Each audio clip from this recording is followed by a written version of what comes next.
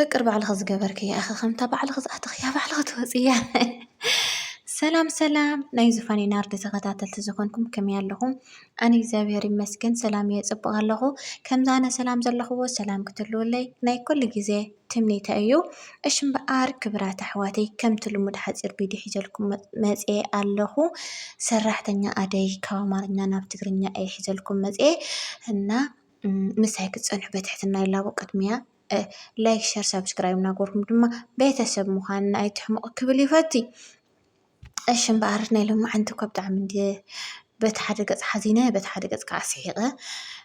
ግን ከዓ ድሓን ድራማ ስለዝኾነስ ሓቂ መስለኒ ይብልን ኣነ እኳ ሓቂ ሓይሽምሻ ኣሎ ዳርጋ ብዛሓብ ድራማስ ሓቂ ዝመስለኒ ምስክነይቲ እና ናብኡ ከብለኩም እየ ምሳይ ፀንሑ ክብራት ኣሕዋት ሎማዓንቲ ኣደይ ናብ ዳባ ወይ ከዓ ናብ ኣዲኣ ክትርኢ ደልያ ካብ ከተማ ናብ ገጠር ከይዳ ኣዲኣ ብጣዕሚ ተሓጒሳ ተቐቢላታ ደስ ኢልዋ እንተኾነ ኣባኣ ደሳይ ኣባኣ ካልእ ሃፍታም ወዲ ሒዙ ሙላእ እዮም ፀኒሖም ንሃፍታም ከመርዕውዋ ደልዮም ኣዲኣን ኣባኣን ከዓን ባእሲኦም ግን በዚ ኣጋጣሚ ናይ ገጠር ወለድናሲ ንምንታይ ኢኹም ሃፍቲ ትሪኡ ዝና ዘለዎ ሃፍታም እዩ ዕማራ ዶ ፉቕ ዶ ገለ ወዘተ ገንዘብ ኣየንብረካን እዩ ናይዚ ዓለም ሃፍቲ ሓላፊ እዩ ልቦና እዩ ዘንብርና ከምኡ ተዘይሓስቡ በቲ ተመራፂ ክብል ደልየና ኣብ ገጠር ወሲዶም ብጣዕሚ ኣፀጊሞም ኣለዉ ኣሲሮም እዮም ክብዋ ምጭቋ ንደቂ ኣንስትዮ ተዝተርፍ ክብል ይደሊ ካብ ቅፅል ኣቢለ ድማ ቤዛስ ካብቲ ድራማ ዋላ ተትተርፍ ደስ ይብለና ኣነስ ብጣዕሚ እየ ሓዚነ ናይ ብሓቂ ክብለኩም እዚ ትስራሕ ናይ ሰብ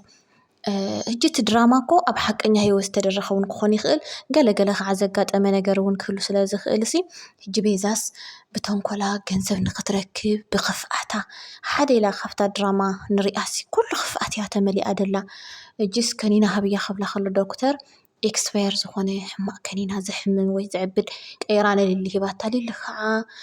ውንኣ ስሒታ ብጣዕሚ ኣሕዚናህኒ ምሕረት የወርደልክ ሊልየ የኔ እናት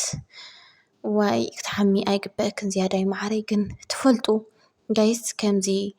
ብኣቦ ዘይብሉ ኣዲኡ ዘይብሉ ፋሚሊ ዘይብሉ ሰብ እንተዓብዩሲ ኩሉ ሰብ ከም ዝደፍኦ በቲ ከም ዝፅግሞ ትፈልጡ ዶ? እዚኣስ ኣበይነይ ጥራሕ ይመስለኒ ነይሩ እምበር ለከስ ኣብ ብዙሕ ሰብ ከም ዘለዎ ኣሚንና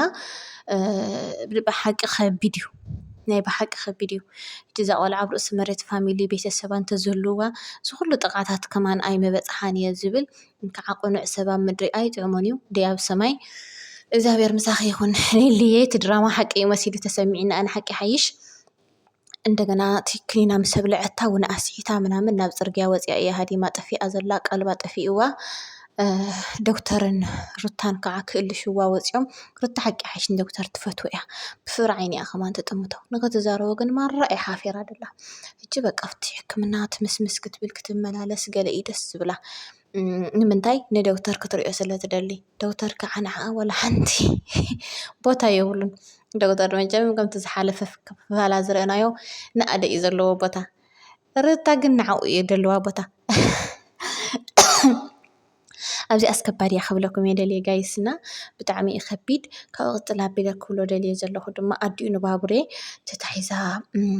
ኣብ በረኻ ዓፂምዋ ሓደ መንእሰይ ዓፂምዋ ገለ ክንደይ ሽግር ረኺባ መናእሰይ ዓድና ንቕርሺ ክትብሉ ንሰብ ኣይትዕገቱ ፕሊስ ፕሊስ ፕሊስ ፕሊስ ንገንዘብ ክትብሉ ኣደኹም ነውሪ ኖኖ ኣይኸውንን እዩ ጌጋ ንገንዘብ ክትብሉ ኣነ እምበር ድገርመንሲ ኣብ ሓቀኛ ሂወት ዝተደረኸት ኮይና ኣይተሰሚዕኒ እዛ ንሰብ ምዕጋት ማለት እዩ ክብራት ኣሕዋት ንሰብ ኣይዕገትን እዩ ሰብ ከምኡ ኣይግበርን እዩ ናይ ብሓቂ ንሰብ ክንሓልየሉ ኣለና ንሰብ ክንግደሰሉ ኣለና እንታይ ዝገበረት ኣዶ እሞ ከዓስ ንሊሊ ስለ ዘይረኸብኩም ኢኹም ነተን ሰበይቲ ዓጊትክምዎንና ጌጋ እዩ ሊሊ እንታይ ገበረትኩም ገዛይ ክንዲ ዝበለት ናተይ ስለ ዝበለት ሓትና ከዓስ ቁራፅ ሰይጣን ተጥልአካ በቃ ምዕጋት ሓዝዎ ስደድዎ ብገንዘብ ነውሪ እቲ ገንዘብ እንተጠፍእኸ ወይ ከዓ ሓው ነዲዱ እንተተቃፀለኸ እንታይ ትፈልጢ ደይ ባዕልኺ ፅባሕ እንተሞትክኸ ኣንቱም ሰብ ክፍኣት ኣይትሕሰቡ ፕሊስ ክፍኣት ኣይትሕሰቡ በተለይ መናእሰይ ሎሚ ዘበን ንገንዘብ ክትብሉ ሰብ ኣሕሊፍኩም ኣይትሽጡ በቃ ሰብ ኣሕሊፍኩም ኣይትሃቡ ፕሊስ እዋ ኖ ብጣዕሚ እዩ ተሰሚዕና ኣነ ካብ ቅፅል ኣቢለ ክብሎ ዝደሊ ዘለኹ እንታይ ክብል ደልየ በቃ ሕጂ ሓትና ኣነ ሊልሲ ንሊሊ እንተሒዘን ነዛ ሰበይቲ ክለቃየ ንሊሊ ጥራሕ ትሕዝኒ ሕጂ ሊሊ ብተንኮሎም ሕክምና ከይዶም ክኒና ኣብሊዖም ኣዕቢዶም እዋ ቀልባ ክጠፍኣ እዩ ብፍትወታ ብፍቓዳ ባዕላ ክትመፀና እያ ኢሎም እዮም ከምኡ ገይሮማ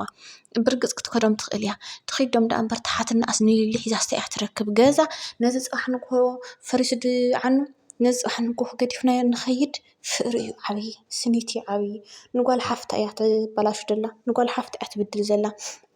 ኣይፈለጠቶን ዳ እምበር ካብኡ ዘሰሓቐኒ ከዓ ማለት እዩ ጋይዝ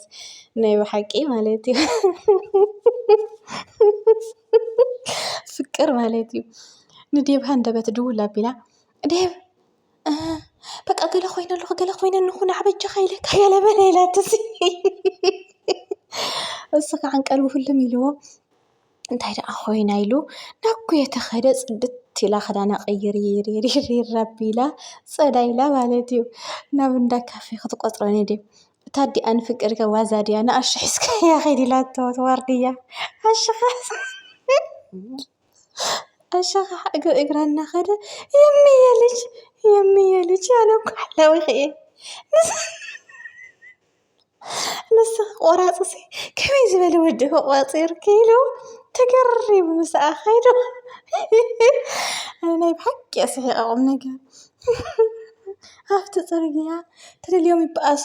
ተደልዮም ይመጓጎሱ ንሳ ድማ ኣዲኣ ስለ ዝበለታ ናይ ኣዲኣ ትእዛዝ ንኸይትሕስር ኢላ እያ እምበር ንኣሹ ሳይደልዮን ይትረፍ በይነይ ክኸድ እየ መርዓ እዩ ዘሎ ፀገም የብሉን ኢላታ ኖኖ ገሊኦም ክወስዱኽ እዮም ገሊኦም ክጨውዩኽ እዮም ኖኖ ኣርሺ ኸይድ ምሳኺ ምሰለታ ኣዲኣ ጎረምረም እንዳበለት እምብለይ ደይ ትብለ ንስኻ ሰይሜት ገለመን ኢላቶ እንታይ ኢለ እምብለይ ዝብል ክሪአ ክባን ተቆርማድ ኢለ ኣንቲ ቀርዳድ ኢልዋ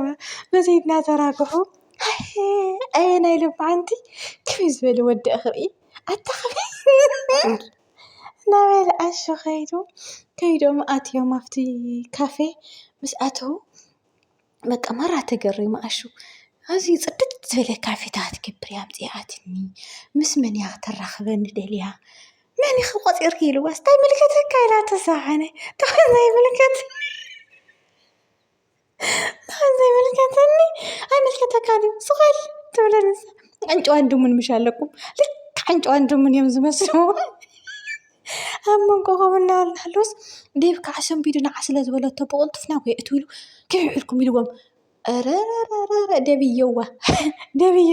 ንዓኻ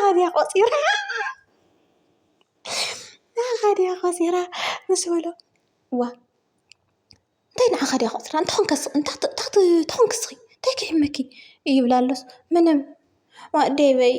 ብጃኻ ለካፈሩ ተረድአለይ ብጃኻ ተረድአለይ ረአኒ መከዳድናይ ምናምን ምስ በለቶ ኣነ ዓሻ ኮይነ ይርአየ ከሎ ኣፍቃሪ ተላትን ንምሽ ይብለክ ኣለኹ ኣይርደክ እንዲሁ ኢልዋ እንተ ንሳ ክትሰምዖ ኣይከኣለትን እያ ይቐኒየልና